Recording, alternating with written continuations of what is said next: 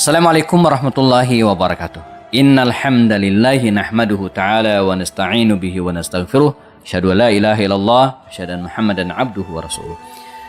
Kita masih di program kajian Sirat Nabawiyah bersama saya Happy Andi Bastoni lewat video pendek.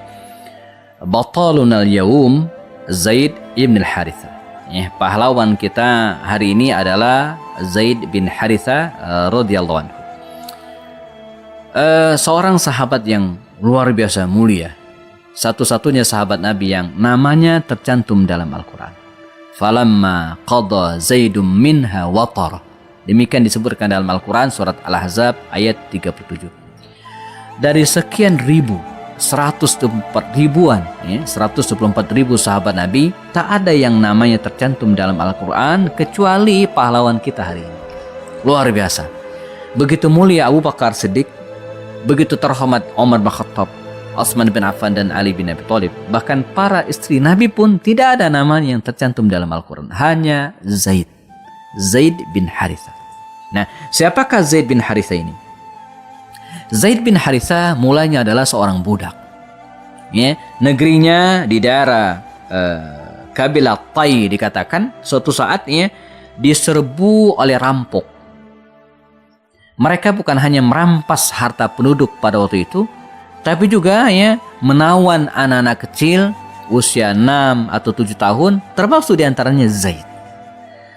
Zaid ibn al-Haritha ditawan sementara ayahnya sedang tidak berada di tempat pada waktu itu dan dibawalah ke Makkah al-Mukarramah. Dijual di pasar Uqas dan dibeli oleh seorang pengusaha muda, Hakim bin Hizam. Dibeli oleh Hakim bin Hizam yang merupakan keponakan Khadijah radhiyallahu anha. Khadijah radhiyallahu anha. Dan diberikanlah Zaid bin Haritha ini kepada Khadijah. Ketika Khadijah menikah dengan Rasulullah, maka Khadijah memberikan Zaid bin Haritha ini kepada baginda Rasul, abdan mamlukan, sebagai hamba yang menjadi budak.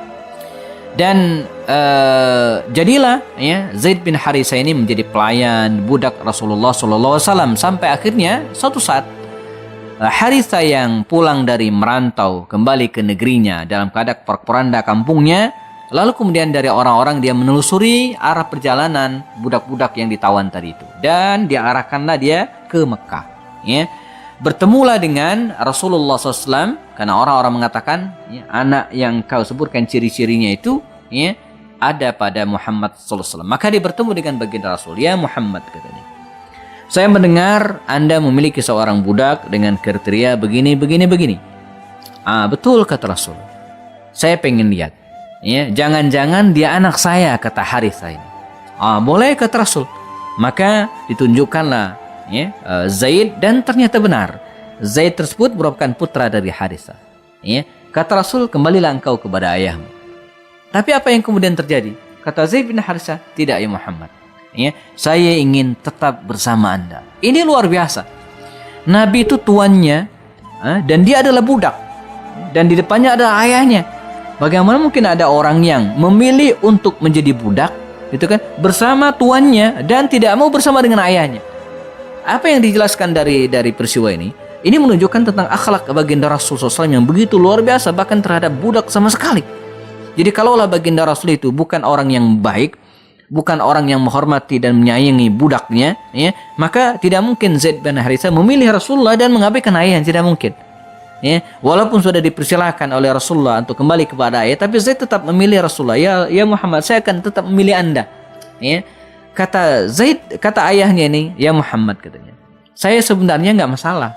Cuman yang saya inginkan anak saya ini status janganlah sebagai budak. Oh, kalau begitu kata Rasul, saksikanlah saya memerdekakan Zaid. Nampaknya kurang puas juga dalam wajah Haritha ini dengan keputusan baginda Rasul. Maka kata Rasul, mengangkat tangan Zaid bin Haritha ini, kata dia, ayuhan nas, wahai orang-orang, saksikanlah sungguhnya Zaid ini adalah anakku. Tabannahur Rasul, Nabi mengangkatnya sebagai putra beliau, anak angkat, dan sejak saat itu Zaid bin Haritha dipanggil dengan Zaid bin Muhammad. Namun belakangan turunlah firman Allah Subhanahu wa taala dalam surat Ahzab, ud'uuhum li'abaihim.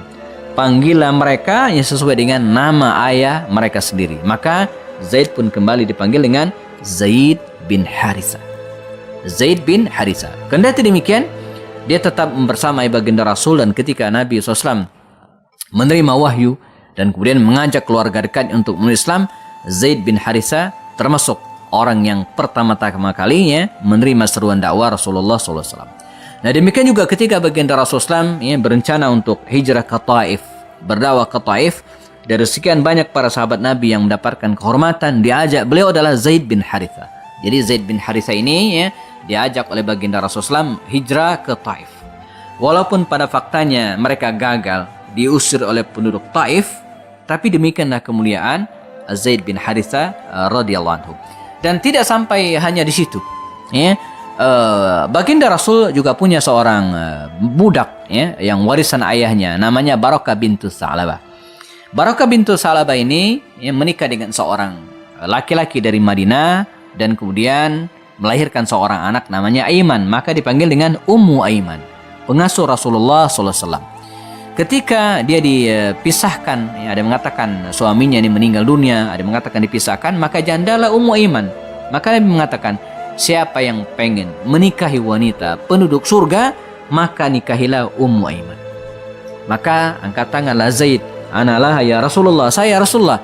Maka menikahlah Zaid bin Harithah dengan Ummu Aiman, dan belakangan lahirlah seorang anak yang begitu terkenal, namanya Usama bin Zaid. Seorang pemuda yang kemudian menjadi panglima perang termuda jelang baginda Rasul meninggal dunia. Nah, Zaid bin Harithah juga disebutkan tadi bahwa dia satu-satunya sahabat Nabi yang namanya diabadikan dalam Al-Quran. Nah, bagaimana ceritanya? Mengapa atau bagaimana mungkin nama Zaid bin Harithah ini ada dalam Al-Quran? Zaid bin Harithah ini jamaahullah menikah dengan Zainab binti Jahash yang masih keturunan terhormat Quraisy. Dalam pernikahan keduanya terasa ada kesenjangan yang terjadi, di mana Zaid bin Harithah dianggap sebagai dulunya budak, sementara Zainab binti Jahash kabilah terhormat dari kalangan Quraisy. Dan ini juga catatan kita dalam pernikahan, ada disebut dengan kufu, kesetaraan. Betul bahwa ini bukan syarat sah nikah, tapi menjadi hal yang layak untuk dipertimbangkan. Nah, teman-teman yang akan menikah, salah satu pertimbangan memperhatikan kufu ini. Jadi jangan terjadi kesenjangan yang begitu dahsyat antara calon suami dan istrinya. Mohon maaf, ada misalnya istrinya S3. Sementara suaminya enggak tamat SD. Boleh menikah, boleh banget. Tapi dikhawatirkan terjadi kesenjangan. Dan ini tidak bagus. Atau misalnya istrinya misalnya gajinya gede, besar. Sementara suaminya tidak seberapa. Terjadi kesenjangan yang tidak seimbang. Ini harus jadi perhatian. Nah, akhirnya diputuskanlah oleh Zaid bin Harithah. Lalu dia menceraikan Zainab binti Jahash. Nah, setelah selesai masa iddahnya, lalu Allah SWT menikahkan Zainab ini dengan Rasulullah SAW. Jadi, zawwajnakaha, kata Allah dalam Al-Quran. Kami nikahkan engkau ya Muhammad dengan dia, dengan Zainab binti Jahash. Karena itu dengan sepenuh kebanggaan, Zainab binti Jahash ini menjadi istri baginda Rasul yang dinikahkan oleh Allah Subhanahu wa taala. Nah, bagaimana dengan Zaid? Tak ada rasa kecewa dalam diri Zaid bin Harithah, dan dia tetap membersamai baginda Rasul dalam serial peperangan dan peristiwa-peristiwa besar sampai akhirnya masa itu tiba. Ketika Rasulullah SAW mengirim 3.000 tentaranya menuju ke Mu'tah dan terjadilah perang Mu'tah, maka Zaid bin Harithah mendapatkan kehormatan. Kata Rasulullah, pemimpin kalian adalah Zaid bin Harithah.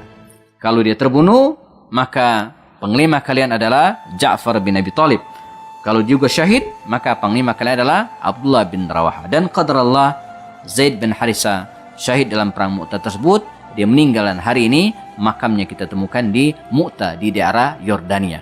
Ada hal yang penting untuk disampaikan tentang Zaid bin Harithah ini.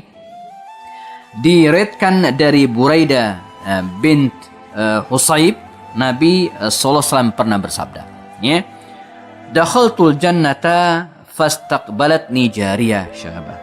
Aku bermimpi, kata Rasul, masuk ke dalam surga.